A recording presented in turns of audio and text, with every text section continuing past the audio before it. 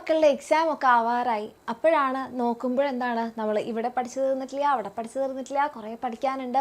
അപ്പോൾ നിങ്ങൾക്ക് മിസ്സ് പറയാണ് കുറച്ച് കാര്യങ്ങൾ നിങ്ങൾക്ക് പറഞ്ഞു തന്നു കഴിഞ്ഞാൽ, അല്ലെങ്കിൽ കുറച്ച് ടിപ്സ് നിങ്ങൾക്ക് തന്നു കഴിഞ്ഞാൽ ആ ടിപ്സ് നിങ്ങളുടെ ഈ ഒരു ജേർണീനെ, ഈ ഒരു എക്സാം പ്രിപ്പറേഷനെ ഏറ്റവും ഈസിയസ്റ്റ് ആക്കാൻ പോകുന്ന കുറച്ച് കാര്യങ്ങൾ പറഞ്ഞു തരാം എന്ന് പറഞ്ഞാലോ ഭയങ്കര ഹെൽപ്ഫുള്ളായിരിക്കും അല്ലേ? അപ്പോൾ ഇപ്പോൾ തന്നെ അത് പറയണമെന്നില്ല. ഈ മിസ്സ് പറയാൻ പോകുന്ന ഒരു കുറച്ച് കാര്യങ്ങൾ നിങ്ങളൊന്ന് കേട്ട് നോക്കുക. നിങ്ങൾക്കത് എഫക്റ്റീവ് ആകും എന്ന് തോന്നുന്നുണ്ടെങ്കിൽ അത് നിങ്ങൾ സ്വീകരിക്കുക, ഇല്ലെങ്കിൽ വിട്ടുകളെ. ഓക്കെ, അപ്പം ഈ ഒരു കാര്യങ്ങളെന്ന് പറഞ്ഞിട്ടുണ്ടെങ്കിൽ മിസ്സിൻ്റെ ലൈഫിൽ മിസ്സിൻ്റെ ടീച്ചേഴ്സ് ഒക്കെ പറഞ്ഞു തന്നിട്ടുള്ള കുറച്ച് കാര്യങ്ങളൊക്കെയാണ്. എല്ലാം അല്ല, 2-3 കാര്യങ്ങൾ എന്നോട് എൻ്റെ ടീച്ചേഴ്സ് പറഞ്ഞു തന്നിട്ടുള്ളതാണ്. ചില കാര്യങ്ങൾ മിസ്സ് തന്നെ ചെയ്ത് നോക്കിയിട്ടുള്ള കാര്യങ്ങളാണ്, എൻ്റെ ലൈഫിൽ വന്നിട്ടുള്ള കാര്യങ്ങളാണ്. കുറച്ചൊക്കെ നിങ്ങൾക്ക് ഹെൽപ്ഫുൾ ആവും എന്ന് തോന്നുന്ന, അല്ലെങ്കിൽ കുറച്ച് നമ്മളെപ്പോഴും വിചാരിക്കുന്ന ടോപ്പേഴ്സ് എങ്ങനെ പഠിക്കണു എന്നൊക്കെ നമ്മൾ വിചാരിക്കുന്ന കുറച്ച് കാര്യങ്ങൾ, അവർക്ക് ഭയങ്കര മാജിക്കോ അല്ലെങ്കിൽ ഭയങ്കരമായിട്ട് നമ്മൾ തമ്മിലുള്ള ഇൻ്റലിജൻസ് ഡിഫറൻസ് ഒന്നും അല്ല. അവരെ കുറച്ച് കാര്യങ്ങൾ വളരെ കറക്റ്റായിട്ട് ചെയ്തു പോകുന്നുണ്ട്. അത് നമ്മളും ചെയ്ത പരിപാടി കഴിഞ്ഞില്ലേ, അത്രയേ ഉള്ളൂ. ഓക്കെ, അപ്പോൾ ആദ്യം നമ്മളുടെ ലൈഫിൽ നമ്മൾ ശ്രദ്ധിക്കേണ്ട ഒരു കാര്യമാണ് പ്രയോറിറ്റി. എല്ലാത്തിനും നമ്മൾ പ്രയോറിറ്റൈസ് ചെയ്യുക. അതായത് നമ്മളുടെ ലൈഫിൽ എപ്പോഴും നമ്മൾക്ക് എന്തുകൊണ്ടാണ് ചില കാര്യങ്ങൾ ചെയ്യാൻ ഇഷ്ടം, ചില കാര്യങ്ങൾ ചെയ്യാൻ ഇഷ്ടമല്ലാത്തത്, എന്തുകൊണ്ടാണ് ചില ആൾക്കാർ നമ്മളുടെ ബെസ്റ്റ് ഫ്രണ്ട് ആവുന്നത്, ചില ആൾക്കാരെ നമുക്ക് കാണുന്നതേ ഇഷ്ടമില്ലാത്തത്. അല്ലെങ്കിൽ നമ്മളിപ്പോൾ ഒരു വാട്സാപ്പിലൊരു മെസ്സേജ് അയക്കുകയാണെങ്കിൽ ഒത്തിരി മെസ്സേജുകൾ നിങ്ങൾക്ക് വരുന്നുണ്ടെങ്കിൽ നിങ്ങൾ ആദ്യം സെലക്ട് ചെയ്യുന്നൊരു മെസ്സേജ് ഉണ്ടാവും. ആർക്ക് ആദ്യം റിപ്ലൈ കൊടുക്കാം? കാരണം അയാൾ നിങ്ങളുടെ പ്രയോറിറ്റി ലിസ്റ്റിലുള്ളതാണ്. അതാണ് നമ്മൾ ആദ്യം ചെയ്യാൻ ആഗ്രഹിക്കുന്നത്, അതാണ് നമ്മൾ ഇമ്പോർട്ടൻ്റ് ആണെന്ന് നമ്മൾ കരുതുന്നത്, അതാണ് നമുക്ക് ഏറ്റവും ഇഷ്ടമുള്ളത് അല്ലേ? അപ്പം നമ്മളിനിയിപ്പോൾ നമുക്ക് വരാൻ പോകുന്ന ഒരു എക്സാം ടൈമാണ്, ഒരു എക്സാം പീരിയഡാണ്. അപ്പം നമ്മൾ എന്ത് ചെയ്യുക? നമ്മളുടെ സ്റ്റഡീസിനെ പ്രയോറിറ്റൈസ് ചെയ്യുക. എന്തിനാണ് സ്റ്റഡീസിന് പ്രയോറിറ്റൈസ് ചെയ്യുന്നത്? അല്ലെങ്കിൽ എനിക്ക് ആഗ്രഹമുണ്ട് പക്ഷേ എനിക്ക് ഇഷ്ടമില്ലാത്ത കാര്യത്തിന് ഞങ്ങൾ പ്രയോറിറ്റി കൊടുക്കണോ? വേണം. എന്തുകൊണ്ടാണെന്ന് പറഞ്ഞാൽ നമുക്കിപ്പോൾ അതിൻ്റെ കാര്യം മനസ്സിലാവില്ല. എന്തിനാ ഇപ്പോൾ ചെയ്യണേ അല്ലേ? എപ്പോഴോ കിടക്കുന്ന എന്തൊക്കെയോ കാര്യങ്ങൾ ആണല്ലോ. യെസ്, അപ്പോൾ നമ്മളിപ്പോഴേ അതിനിങ്ങനെ പ്രയോറിറ്റി കൊടുക്കേണ്ട ആവശ്യമുണ്ടോ? ഇത് മിസ്സിനും കുറേ മനസ്സിലായിട്ടുണ്ടായിരുന്നില്ല. അപ്പോൾ മിസ്സിൻ്റെ ടീച്ചർ, മിസ് ഡിഗ്രിക്കൊക്കെ പഠിക്കുന്ന സമയത്ത് നമുക്ക് കോളേജിൽ പാരൻസ് മീറ്റിംഗ് ഒക്കെ ഉണ്ടാകുന്ന സമയത്ത് നമ്മളോട് സാർ ഇങ്ങനെ പറഞ്ഞു. ഓക്കെ, സാർ ഇങ്ങനെ പറഞ്ഞു, സാറിൻ്റെ പേര് ലാംബർട്ട് കിഷോർ എന്നാണ് സാറിൻ്റെ പേര്. അപ്പോൾ സാറ് പറഞ്ഞു, നിങ്ങൾ ഈ ഒരു വർഷം അല്ലേ, 3rd year ആയി, നിങ്ങൾ ഈ ഒരു വർഷം അടിപൊളിയായി പഠിച്ചു കഴിഞ്ഞാൽ നിങ്ങൾ തിരിഞ്ഞു നോക്കേണ്ട വരില്ല. അപ്പോൾ എന്നോട് എൻ്റെ അച്ഛൻ പറഞ്ഞു, പാരൻസ് മീറ്റിംഗ് കഴിഞ്ഞപ്പോൾ സാറിൻ്റെ വാക്കുകൾ എന്നെ ഭയങ്കരമായിട്ട് സ്ട്രൈക്ക് ചെയ്തു. മോളെ ഈ ഒരു വർഷം നീ കഷ്ടപ്പെട്ട് പഠിക്ക്, സാറ് പറഞ്ഞ പോലെ പിന്നെ നിനക്ക് ലൈഫിൽ തിരിഞ്ഞു നോക്കേണ്ടി വരില്ല, പിന്നെ എല്ലാം സെറ്റാണ്. ഓക്കെ, ഈ ഒരു വർഷമല്ലേ പഠിക്കാം. അത് കഴിഞ്ഞു, ഞാൻ പഠിച്ചു. എനിക്ക് ഡിഗ്രിക്ക് അത്യാവശ്യം നല്ല മാർക്ക് ഉണ്ടായിരുന്നു. ആൻഡ് അത് കഴിഞ്ഞ് എനിക്ക് എൻ്റെ കോളേജിൽ തന്നെ മെറിറ്റിൽ ഫസ്റ്റ് അഡ്മിഷൻ എടുത്തത് ഞാനായിരുന്നു.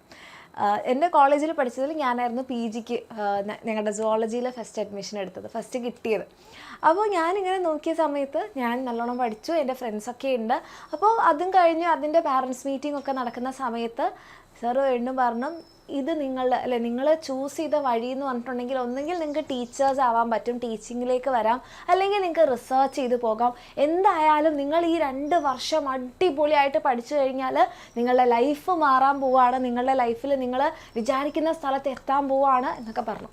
അപ്പോൾ ഞാൻ വെച്ചാൽ സാറ് ഇതന്നെയല്ലേ കഴിഞ്ഞ വർഷം പറഞ്ഞത് പാരൻസ് മീറ്റിങ്ങിൽ, ഈ ഒരു വർഷം പഠിച്ചു കഴിഞ്ഞാൽ നിങ്ങളുടെ ലൈഫ് മാറും അല്ലേ? അപ്പോൾ അച്ഛൻ വീണ്ടും വന്നു, അച്ഛനാണ് മിസ്സിൻ്റെ പാരൻസ് മീറ്റിങ്ങിൽ വന്നത്. അപ്പോൾ അച്ഛൻ പറഞ്ഞു, ഇത് നിങ്ങൾ ചൂസ് ചെയ്തല്ലേ, ഹയർ സ്റ്റഡീസാണ്, ഇത് കഴിഞ്ഞാൽ നിങ്ങൾക്ക് കുറേ ഓപ്ഷൻസ് ഉണ്ട്, ഇതെങ്ങനെയെങ്കിലും കഷ്ടപ്പെട്ട് പഠിച്ചോ. ഓക്കെ, കഷ്ടപ്പെട്ട് പഠിച്ചു. അപ്പോൾ ആ കഷ്ടപ്പെട്ട് പഠിച്ചതിൻ്റെ കാര്യം അപ്പോൾ സാറിങ്ങനെ സാർ എപ്പോഴും ഇങ്ങനെ തള്ളുകയാണെന്നൊക്കെ എനിക്ക് തോന്നിയിട്ടുണ്ടായിരുന്നു, സീരിയസ്ലി തോന്നിയിട്ടുണ്ടായിരുന്നു. പക്ഷേ ഇപ്പോൾ അത് ഭയങ്കര റെസ്പെക്റ്റോടു കൂടി ഞാൻ ആലോചിക്കുകയാണ്. അപ്പോൾ സാർ ആ സമയത്ത് ഇതും കൂടെ എന്തിനായിരുന്നു അങ്ങനെ പറഞ്ഞത്? കാരണം നമ്മൾ ആ പഠിക്കേണ്ട സമയത്ത് പഠിച്ചത് കൊണ്ടാണ്. സീരിയസ് ആയിട്ട് ഞാനിപ്പോൾ മനസ്സ് തൊട്ട് പറയുകയാണ്, എനിക്കിവിടെ എന്തെങ്കിലുമൊക്കെ നിങ്ങൾ പഠിപ്പിക്കുമ്പോൾ അതെന്നെ ഹെൽപ്പ് ചെയ്തിട്ടുണ്ടെങ്കിൽ ആ സമയത്ത് ഞാൻ കഷ്ടപ്പെട്ട് പഠിച്ച കുറച്ച് കാര്യങ്ങൾ, ഒന്നെങ്കിൽ ഞാനിങ്ങനെ ഇരുന്ന് പഠിക്കുന്നതിൻ്റെ ഹാബിറ്റ് ആവാം, അല്ലെങ്കിൽ ഒരു കാര്യത്തിൽ ഫോക്കസിങ് ചെയ്യുന്നതാവാം. അപ്പോൾ ആ സമയത്ത് സാറ് പറഞ്ഞത് അത് കേട്ടത് കൊണ്ട് എനിക്ക് കുറച്ച് കാര്യങ്ങളെങ്കിലും എൻ്റെ ലൈഫിൽ എനിക്ക് യൂസ്ഫുൾ ആയിട്ടുണ്ട്. അപ്പോൾ അതേപോലെ നിങ്ങൾ എന്തിന് നിങ്ങളുടെ സ്റ്റഡീസിന് പ്രയോറിറ്റി കൊടുക്കണം എന്ന് ചിന്തിക്കുമ്പോൾ ഇത്രയും ആലോചിക്കുക. ഇപ്പം നമ്മൾ ചെയ്യുന്ന ചിലപ്പം മിസ്സ് പറയുന്നതുകൊണ്ടായിരിക്കാം, അല്ലെങ്കിൽ നിങ്ങളെ ടീച്ചേഴ്സ് പറയുന്നതുകൊണ്ടായിരിക്കാം, പാരൻസ് പറയുന്നതുകൊണ്ടായിരിക്കാം. പക്ഷേ മക്കളെ നിങ്ങളത് ചെയ്തോ? നിങ്ങളുടെ ലൈഫിൽ നിങ്ങൾ പിന്നീട് ഇപ്പം മിസ്സ് പറയുമ്പോൾ നിങ്ങൾക്കൊരു തള്ളലൊക്കെ ആയിട്ട് തോന്നുന്നുണ്ടാവും, ഈ മിസ്സ് തള്ളി മറിക്കുകയാണ്, അല്ല ഇങ്ങനെ പഠിച്ചോ പഠിച്ചോ പഠിച്ചോ എന്ന് എല്ലാവരും പറയണത് പോലെയാണെന്ന് തോന്നും. പക്ഷെ ഒരു 10-15 വർഷമൊക്കെ കഴിഞ്ഞ് നിങ്ങൾ ചിന്തിക്കുമ്പം അന്ന് ഞാൻ പഠിച്ചത് എത്ര നന്നായി എന്ന് നിങ്ങൾക്ക് തോന്നും. ചിലപ്പോൾ ഈ പഠിച്ച കാര്യങ്ങളൊന്നും ആയിരിക്കില്ല നിങ്ങളുടെ ജോലി ചെയ്യുന്നത്, പക്ഷേ നിങ്ങളെ ഹെൽപ്പ് ചെയ്യും അത്. ഓക്കെ, അപ്പോൾ നിങ്ങളുടെ സ്റ്റഡീസിന് നിങ്ങൾ എന്ത് ചെയ്യുക? പ്രയോറിറ്റി കൊടുക്കുക. രണ്ടാമത്തെ ഒരു കാര്യം, നമ്മളെ ക്ലാസ്സുകളൊന്നും നമ്മൾ മിസ് ചെയ്യാതിരിക്കുക. പറ്റുന്ന അത്രയും ഓക്കെ റെഗുലറായിട്ട് തന്നെ നിങ്ങൾ പഠിക്കാൻ നോക്കുക. നിങ്ങൾക്കിപ്പോൾ നിങ്ങൾ ബാച്ചിലാണെങ്കിൽ നിങ്ങൾക്ക് ക്ലാസ്സുകൾ ഉണ്ടാകും. ആ ക്ലാസ്സുകൾ നിങ്ങൾക്ക് അത്രയും ഒഴിവാക്കാൻ പറ്റാത്ത എന്തെങ്കിലും കാര്യമല്ലാത്തടത്തോളം നിങ്ങൾ ക്ലാസ്സുകൾ മിസ് ചെയ്യാതിരിക്കുക. ഇപ്പോൾ സ്കൂളിലെ ക്ലാസ്സുകളാണ് നിങ്ങൾക്ക് തോന്നുകയാണ് ചില ടീച്ചേഴ്സ് എടുക്കുന്ന ക്ലാസ് ഭയങ്കര നല്ലതാണ്, എന്നാൽ നിങ്ങൾ അത്യാവശ്യമില്ലാത്തൊരു കാര്യത്തിനും നിങ്ങൾ ആ ക്ലാസ് മിസ് ചെയ്യാതിരിക്കുക. ഓക്കെ, ഇനി അഥവാ മിസ് ചെയ്തിട്ടുണ്ടെങ്കിൽ എക്സ്ട്രാ ടൈം കണ്ടുപിടിച്ച് എന്തായാലും ആ ക്ലാസ് കാണുക. അത് നമ്മൾ അങ്ങനെ കറക്റ്റായിട്ട് റെഗുലറായിട്ട് ചെയ്ത് കഴിഞ്ഞാൽ നമുക്ക് ഭയങ്കര സമാധാനം ഉണ്ടാവും. അയ്യോ ഞാൻ പഠിച്ചു കഴിഞ്ഞല്ലോ. ആ സമാധാനം നിങ്ങൾക്ക് തരുന്ന കോൺഫിഡൻസ് വേറെ ലെവലായിരിക്കും. ഇനിയിപ്പോൾ അയ്യോ മിസ് ഞങ്ങൾ ഇത്രയും നേരം പഠിച്ചില്ല, ഇപ്പോൾ ഇത് കേട്ടിട്ട് ടെൻഷനാവണം, ഞാൻ കുറേ കാര്യങ്ങൾ മിസ് ചെയ്തല്ലോ. പക്ഷേ ഇനി നിങ്ങളോടൊപ്പം മിസ് ചെയ്ത ആൾക്കാരോടാണെങ്കിൽ മിസ്സിന് പറയാനുള്ളത്, ഇനിയുള്ളത് ഇനി നിങ്ങളുടെ മുന്നിൽ ഒത്തിരി ചാൻസസ് ഉണ്ട്. നിങ്ങളൊന്ന് കണ്ണ് തുറന്ന് നോക്കിക്കഴിഞ്ഞാൽ, നിങ്ങൾക്ക് ചുറ്റിലും നോക്കിക്കഴിഞ്ഞാൽ നിങ്ങൾക്ക് വേണ്ടിയിട്ടുള്ള കുറേ കാര്യങ്ങളുണ്ട്. ഇപ്പോൾ നമ്മുടെ എക്സാമിനറിൻ്റെ കാര്യത്തിലാണെങ്കിൽ നിങ്ങൾക്ക് വേണ്ടിയിട്ടുള്ള സ്പെഷ്യൽ ബാച്ചുകളും നിങ്ങൾക്ക് വേണ്ടിയിട്ടുള്ള ബാക്ക്ലോഗ് സീരീസുകളും അങ്ങനെ ഒത്തിരി കാര്യങ്ങൾ നിങ്ങൾക്ക് ഓരോരുത്തർക്കും വേണ്ടിയിട്ടുണ്ട്. നിങ്ങൾക്ക് വേണമെങ്കിൽ അത് യൂസ് ചെയ്യാം. അതല്ല നിങ്ങൾ യൂട്യൂബ് ക്ലാസ്സുകളാണെങ്കിൽ നിങ്ങൾക്ക് ഒട്ടും പറ്റണില്ല മിസ്, ബാച്ച് അഫോർഡ് ചെയ്യാൻ പറ്റുന്നില്ല എന്ന് നിങ്ങൾക്ക് തോന്നുകയാണെങ്കിൽ അങ്ങനെയുള്ള മക്കൾക്ക് വേണ്ടിയിട്ടാണ് നമ്മൾ യൂട്യൂബിൽ ഫ്രീ ആയിട്ട് ക്ലാസ്സുകൾ കൊടുക്കുന്നത്. അപ്പോൾ നിങ്ങൾ അത് കറക്റ്റ് റെഗുലറായിട്ട് കാണാൻ നോക്കുക. ഓക്കെ, കാരണം ഇത് എൻ്റെ PGക്ക് പഠിക്കുന്ന സമയത്ത് തന്നെ മിസ്സിന് ഒരാഴ്ച ഹെൽത്ത് ഇഷ്യൂസ് ആയിട്ട് ലീവ് എടുക്കേണ്ടി വന്നു. അപ്പോഴാണെങ്കിലും എനിക്ക് എൻ്റെ ഫേവറേറ്റ് ആയിട്ടുള്ള സാറുണ്ട്, സന്തോഷ് എന്നാണ് സാറിൻ്റെ പേര്. അപ്പോൾ സന്തോഷ് സാറിൻ്റെ ക്ലാസ് ജീവനുണ്ടെങ്കിൽ മിസ് ചെയ്യാത്ത ക്ലാസ്സാണ്. അപ്പോൾ സാർ അന്ന് എടുത്തുകൊണ്ടിരുന്ന ടോപ്പിക് എന്ന് പറഞ്ഞിട്ടുണ്ടെങ്കിൽ മോളിക്കുലാർ ബയോളജി ആയിരുന്നു. ഈ DNA, RNA അതിൻ്റെയൊക്കെ എന്ന് പറഞ്ഞാൽ PG ലെവലിൽ കുറച്ച് ഹയർ ആയിട്ട് പഠിക്കാനുണ്ടായിരുന്നു. അപ്പോൾ സാറിൻ്റെ ക്ലാസ് മിസ്സാക്കണത് എനിക്ക് ചിന്തിക്കാനേ പറ്റുന്നില്ലായിരുന്നു. അപ്പോൾ അന്നായിരുന്നു ആ ക്ലാസ്. ഞാൻ ആ ലീവ് എടുത്ത, ആ ഹെൽത്ത് ഇഷ്യൂ ആയിട്ട് ലീവ് എടുത്ത സമയത്ത് അപ്പോൾ ഞാൻ സാറിനെ അങ്ങനെ വിളിച്ചു പറഞ്ഞു, സാർ എനിക്ക് വരാൻ പറ്റില്ല. അപ്പോൾ സാർ പറഞ്ഞു ഇമ്പോർട്ടൻ്റ് ആയിട്ടുള്ള ചാപ്റ്ററാണ്, പക്ഷെ കുഴപ്പമില്ല. അപ്പോൾ ഞാൻ എന്ത് ചെയ്തു, സാർ ഓൾറെഡി എന്ത് ചെയ്യുന്നതാണ് ക്ലാസ്സിന് മുന്നേ തന്നെ നമുക്ക് നോട്ട്സ് തരും. അപ്പം ഞാൻ ആ ഒരു ലീവ് എടുത്ത ആ സമയത്ത് ഞാൻ വീട്ടിലിരുന്ന് ആ നോട്ട്സ് വായിച്ചു. എനിക്ക് മനസ്സിലാക്കാൻ കുറച്ച് ബുദ്ധിമുട്ടുണ്ടായിരുന്നു ആ സമയത്ത്, പക്ഷെ എനിക്ക് പറ്റുന്നിടത്തോളം ഞാൻ വായിച്ചു, കുറേ തവണ വായിച്ചു. പക്ഷെ ഞാൻ ക്ലാസ്സിലെത്തിയപ്പോൾ എൻ്റെ ഭാഗ്യത്തിന് ആ ഒരു വീക്ക് 3 ക്ലാസ് എന്തോ സാറിൻ്റെ ഉണ്ടായിരുന്നുള്ളൂ. പക്ഷെ ഞാൻ വായിച്ച് ഒത്തിരി മുന്നിലേക്ക് എത്തിയിട്ടുണ്ടായിരുന്നു. അപ്പോൾ എനിക്ക് സാറിൻ്റെ ക്ലാസ് ഭയങ്കര എഫക്റ്റീവായി. ഓൾറെഡി ഞാൻ വായിച്ചു കഴിഞ്ഞ കാര്യം സാറ് പറയുന്നു. അപ്പം നമ്മളെ കൊണ്ട് പറ്റുന്നിടത്തോളം ക്ലാസ്സുകൾ മിസ് ചെയ്യാതിരിക്കുക. ഇനി അഥവാ മിസ്സായിട്ടുണ്ടെങ്കിൽ നമ്മൾ തന്നെ എഫേർട്ട് എടുത്തത് പഠിക്കുക. ഓക്കെ, പിന്നെ ഗോൾസ്. അത് മിസ് നേരത്തെ പറഞ്ഞതുപോലെ നമ്മൾ എന്തിനാണ് പഠിക്കുന്നത് എന്ന് നമ്മളൊന്ന് മനസ്സിലാക്കുക. നമ്മളുടെ ലൈഫിൽ നമ്മളൊരു ഗോള് ഇപ്പം നമുക്ക് നോക്കി കാണുമ്പോൾ അയ്യോ എനിക്കത് പറ്റുമോ എന്നൊക്കെ നമുക്ക് തോന്നും. പക്ഷേ നമ്മൾ ഒന്നും അല്ലെങ്കിൽ നിങ്ങൾക്കിപ്പോൾ എൻ്റെ മനസ്സിലിപ്പോൾ ഒരു ഗോളും ഇല്ല മിസ്, എനിക്കൊരു എയിമും ഇല്ല, എനിക്ക് എന്താവണമെന്ന് ആഗ്രഹമില്ല. അങ്ങനെയാണെങ്കിൽ നിങ്ങളിപ്പോൾ എയിം ചെയ്യേണ്ടത് നിങ്ങൾ പഠിക്കുന്നത് ഏറ്റവും ബെസ്റ്റായിട്ട് പഠിക്കുക എന്നുള്ളൊരു ഗോൾ വെക്കുക. കാരണം അങ്ങനെ നമ്മൾ നോക്കിക്കണ്ട ഒരു ഡയറക്ഷനിലേക്ക് പോകുമ്പോഴാണല്ലേ നമുക്ക് ഏതൊരു വഴിയിലൂടെ പോകുമ്പോഴും ഇങ്ങനെ ഇതേപോലെ ഒരു ആരോ മാർക്ക് ഉണ്ട്, ഇത് വഴിയെ പോകണം എന്ന് പറഞ്ഞാൽ നമ്മൾ കറക്റ്റ് സ്ഥലത്ത് കറക്റ്റ് സമയത്തെത്തും. ഒരു മാപ്പും ഇല്ല, ഒരു വഴിയും ഇല്ല, ഒന്നും അറിയുമില്ലെങ്കിലോ കറങ്ങി നമ്മളുടെ പോയിന്റിൽ എത്തുമ്പോഴേക്കും ഒത്തിരി ലേറ്റ് ആയിട്ടുണ്ടാകും. അതുകൊണ്ടൊരു കാര്യം ഇല്ലാതെയാവും. അപ്പം നമ്മളെപ്പോഴും നമ്മളുടെ മനസ്സിലൊരു ഗോള് ഫിക്സ് ചെയ്യുക. നിങ്ങൾക്ക് നല്ല ഡ്രീംസൊക്കെ ഉണ്ട്, ഡോക്ടേഴ്സ് ആവണം, എൻജിനീയേഴ്സ് ആവണം, അങ്ങനെ ഡ്രീമുള്ള മക്കളാണെങ്കിൽ അത് നിങ്ങൾ ഫോക്കസ് ചെയ്യുക.